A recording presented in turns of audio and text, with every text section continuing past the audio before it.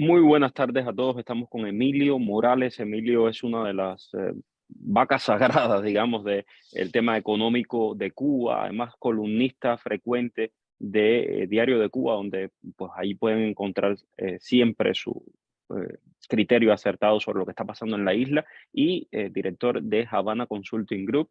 Es una de las personas que más sabe sobre remesas, tema monetario en la isla y demás. Emilio, pues ha estado siguiendo este crecimiento imparable del valor del dólar en Cuba o la depreciación del peso cubano que ya ha franqueado el umbral de los 200 pesos cubanos por un dólar. Emilio, buenas tardes, bienvenido. ¿Qué te parece esto?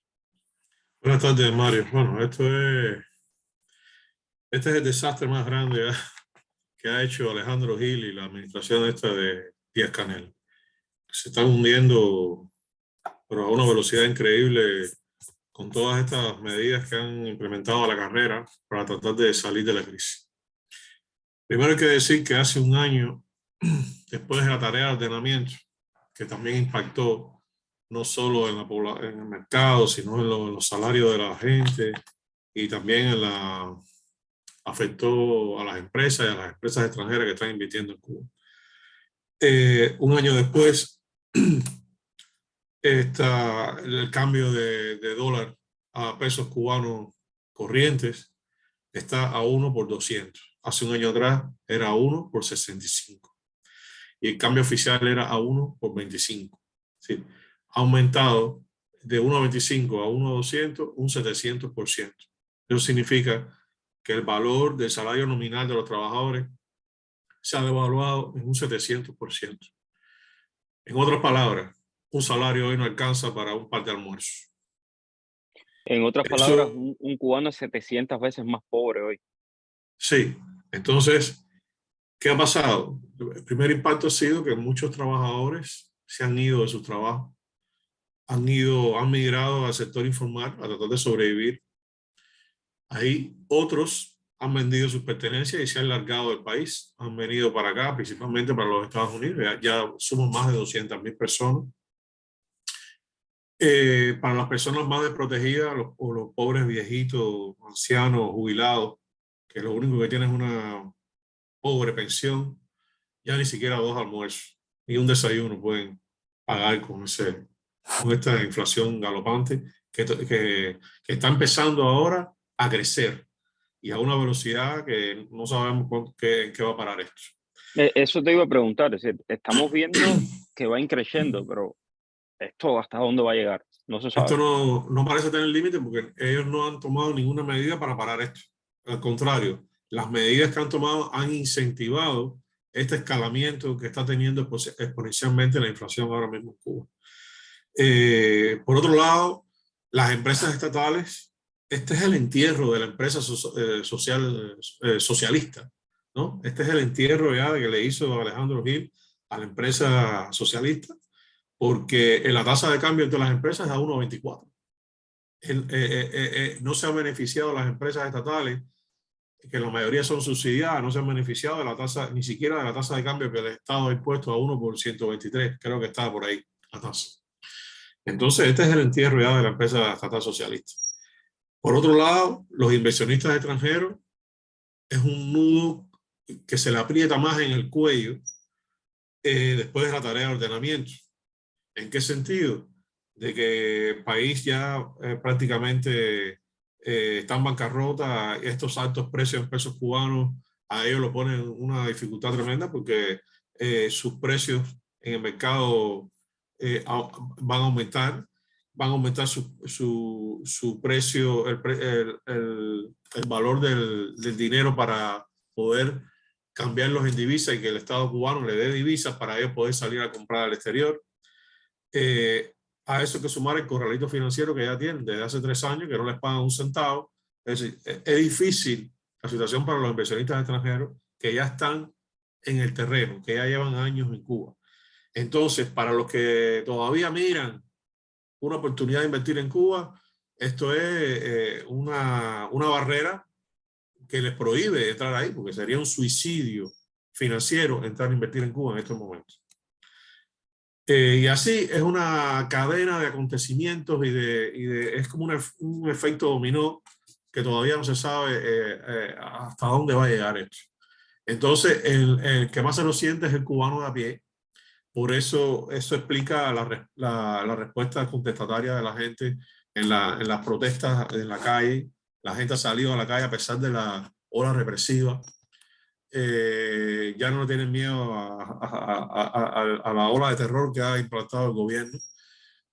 No se vislumbran medidas que ayuden a a parar este escalamiento. Este gobierno se niega a hacer una reforma estructural profunda. Eso te iba a preguntar, tú siempre, llevamos años, nos conocemos desde hace años y yo he cubierto tus análisis desde hace años y tú siempre les dejas un camino que debe transitar el gobierno cubano para, para salir del entuerto. Y cada año te veo como más pesimista en cuanto a a estos caminos, porque es que, oye, me se los has dicho por años y no han asumido ninguna de esas recomendaciones.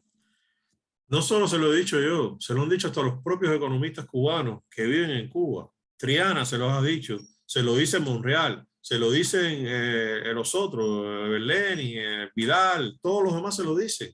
Y no hacen absolutamente nada, hacen todo lo contrario. Entonces, es que es el sentido común lo que tienen que hacer. Y la prueba la tienen ahí con sus aliados políticos China y Vietnam. Tuvieron que abrirse el capitalismo. Incluso Rusia se abrió el capitalismo. Entonces, no hay manera de sobrevivir si no te abres a la economía de mercado. Y ellos están renuentes a eso. Entonces, por eso es la crisis que tienen y por eso es este proceso de autodestrucción que lo que le queda a la dictadura es nada prácticamente. En cualquier momento se cae. Porque esta economía no la arregla nadie. No la puede arreglar nadie. Ahora mismo la matriz energética está totalmente colapsada. No fue el huracán Ian el que destruyó la matriz energética cubana. Fueron ellos con una mala planificación de inversiones y de mantenimiento. Ahora no tienen un peso porque le deben a todo el mundo y nadie le va a dar línea de crédito para poder arreglar esa matriz financiera, esa matriz energética, que lo mínimo que necesita son casi 3.000 millones de dólares para poder sustituirla. Entonces, ni siquiera tienen dinero para dar los mantenimientos. Entonces, esa situación de apagones la vamos a tener por largo rato. Y eso hace crecer como un efecto dominó la frustración de la gente, va escalando un momento, llega el momento de que no todo el mundo se puede ir del país, porque no todo el mundo puede vender su casa, no todo el mundo puede pagar un pasaje de $5.000, no todo el mundo tiene una familia que le pague $20.000 para irse de Cuba. Entonces es un problema que lo van a tener que resolver internamente y la única solución que hay es un cambio de sistema.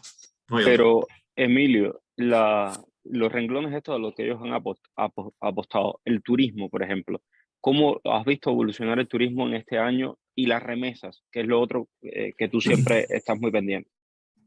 Bueno, el turismo está prácticamente muerto. El segmento que más turistas lleva a Cuba es el segmento de cubanos americanos, con 120 vuelos semanales, y ese es el que predomina en estos momentos junto con el canadiense. Canadá está llevando a Cuba mensualmente unos 35.000, 34.000 turistas. En el año antes de la pandemia, el promedio mensual de canadienses era de 130.000 al mes. Está llevando casi 100.000 turistas menos. Y si vamos a los índices de los 5 principales emisores de turistas europeos, Inglaterra, Francia, Italia, España y Alemania, están promediando entre 3.000 y 4.000 turistas al mes. Antes de la pandemia eran 25.000 turistas al mes. No está viniendo turismo prácticamente. Somos los cubanos americanos los que estamos salvando la industria turística cubana. Y en las remesas, ha habido una recuperación de las remesas producto de 2 factores fundamentales. Uno, la apertura de los vuelos. Hay que recordar que el mercado cubano estuvo cerrado 20 meses por la pandemia. Todos los aeropuertos estuvieron cerrados. Por lo tanto, todo ese sector informal que representa el 50% de las entradas de remesas a Cuba estuvo cerrado por 20 meses. El otro 50% estuvo cerrado por la negativa del gobierno cubano a darle el negocio de la remesa a una empresa que no estuviera sancionada por OFA ni por Departamento de Estado, en este caso, y que no perteneciera a las Fuerzas Armadas. Ellos implementaron 2 empresas, Red SA, casi inmediatamente después de las sanciones, y después Orbit SA. No hay ningún contrato con esas empresas, no existe. Western Union no ha regresado a Cuba, y lo que ha surgido son este mercado de empresas que trabajan en el mercado digital. Entonces hay un auge de este mercado digital, ha ido creciendo orgánicamente, y hay más de 6 o 7 empresas que se dedican a enviar remesas por la vía digital. Pero mayoritariamente las remesas están llegando ahora por las vías informales, con los cubanos que están viajando diariamente a Cuba, a las diferentes provincias del país. Es decir que, digamos, a corto y mediano plazo no hay ninguna solución para el problema económico de Cuba. Esto se va todavía a agravar más. Vamos a ver un escenario todavía peor del que ya estamos viendo. Sí, el escenario se va a seguir en aumento en los próximos 2 meses. Acuérdate que ahora empieza la temporada de huracanes. Ya pasó el primero. Pasó por Pinar del Río, y la mala noticia es que no solo que afectó a más de 30.000 viviendas o miles de personas, acabó con la cosecha de tabaco, que era uno de los pocos rubros exportables de Cuba que todavía se mantenía activo o con ingresos bastante grandes. La cosecha se destruyó todo lo que tenía en almacén, sí, más de 200 toneladas de tabaco. Eso es una barbaridad.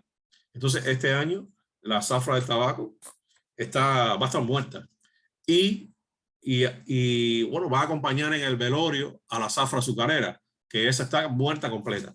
Ya Cuba ahora importa azúcar, no pueden exportar azúcar ni siquiera. Entonces, para los próximos meses va a ser muy difícil. Esta tasa de cambio, yo creo que a fin de año pudiera estar en los 300 pesos, 250, 300 pesos. Y si ellos no dan un paso hacia atrás en su estúpida ideología y se quitan todos esos tabúes tontos de no dejar a la gente que genere riqueza, esto se va a la anarquía. Esto se hunde. Aquí no hay más opciones, no existen más opciones. Muchísimas gracias, Emilio, por esta oportunidad de conversar. Y bueno, si tienes algún otro mensaje, por favor, adelante, es tuyo el micrófono. Bueno, el mensaje es que la gente, esta es la hora de que el pueblo ya entienda de una vez que este gobierno no los representa, que este gobierno no los ayuda, y es la hora de tomar el control, de tomar el control y abrir el camino a una nueva vida para los cubanos. Está bueno ya de vivir en la miseria, en la pobreza. Los cubanos, si no salen a la calle, si ellos mismos no cambian el curso de la historia, Cuba es un Haití, desafortunadamente. Así es, tristemente es la realidad cubana. Estuvimos conversando con Emilio Morales, el fundador y también CEO de Havana Consulting Group, y una de las personas que más sabe de economía cubana. Ya sabe, la crisis está y va para peor. Muchas gracias, Emilio. Fuerte abrazo. Gracias a ti. Chao.